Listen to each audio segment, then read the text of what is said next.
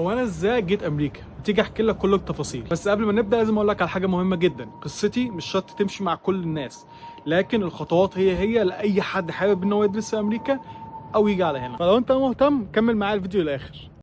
اول خطوه انا واجهتها كانت اللغه، ودي كانت اكبر مشكله حرفيا انا واجهتها في الموضوع كله، واكيد ده تحدي انت كمان بتواجهه دلوقتي. بس ما تقلقش، انا هقول لك تتعامل معاه ازاي.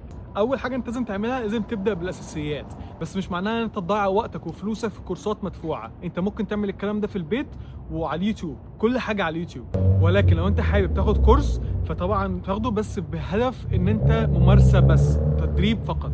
رقم 2، اتكلم من غير خوف. ما تخليش رأي الناس يأثر فيك، لأن كلامهم هيأثر عليك وهيكسرك. رقم 3، التحضير للامتحان الايلتس أو الدولينجو. الامتحان ده بيقيس 4 مهارات: القراءة، الكتابة، الاستماع، والمحادثة. ده هيفيدك جدا جدا جدا في الكلية، في قبولك للكلية وقبول السفارة، فاهتم بيه جدا. الخطوة الثانية، التقديم على الجامعات أو مدرسة اللغة اللي انت عايزه، تبقى على حسب درجه الايلتس انت هتجيبها. طيب انت جبت ايلتس مثلا فوق ال 5.5، فانت بالتالي تقدر تقدم على جامعات، في عدد جامعات معينه بتقبل من اللي هو ال 5.5 بتقدر تقبلها.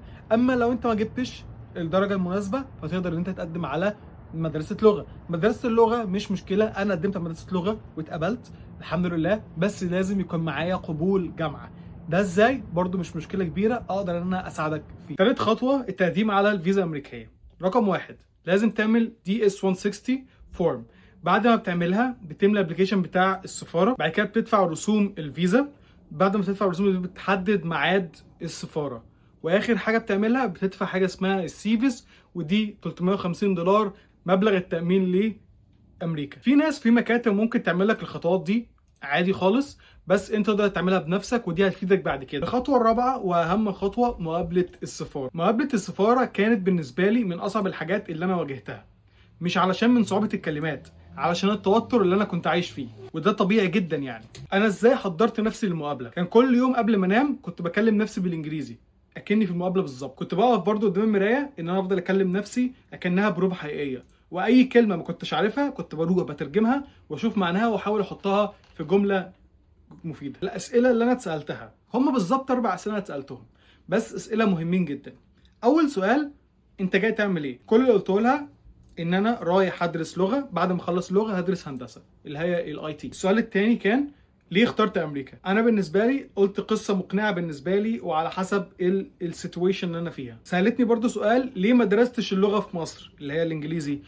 فقلت لها ايه؟ قلت لها لا، انا درست لغه في مصر ومعايا شهاده الايلتس بالسكور معين، بس انا ما جبتش الدرجه المناسبه ان انا تخش جامعه على طول، عشان كده دخلت على مدرسه لغه. سالتني مين هيمولك؟ قلت لها طبعا والدي، ان هو هيدفع لي كل حاجه. وطبعا قلت ايه هو بيشتغل ايه. القنصل سالني بقى على كشف الحساب البنكي، طبعا لا، مع ان انا سالته 3 مرات عايز كشف الحساب، قال لي لا. وفي الاخر قال لي مبروك. طبعا انا من كتر الفرحه انا نسيت الشنطه بتاعتي، بس طبعا رجعت واخدتها تاني. من الاخر، اهم حاجه في السفاره ان انت تكون واثق من نفسك جدا، تكون فاهم الكلام اللي انت هتقوله، والاهم من كل ده تحضيرك للغه.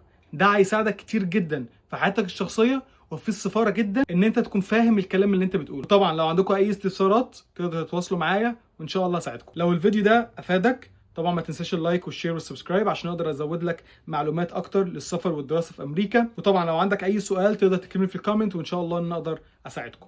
السلام عليكم.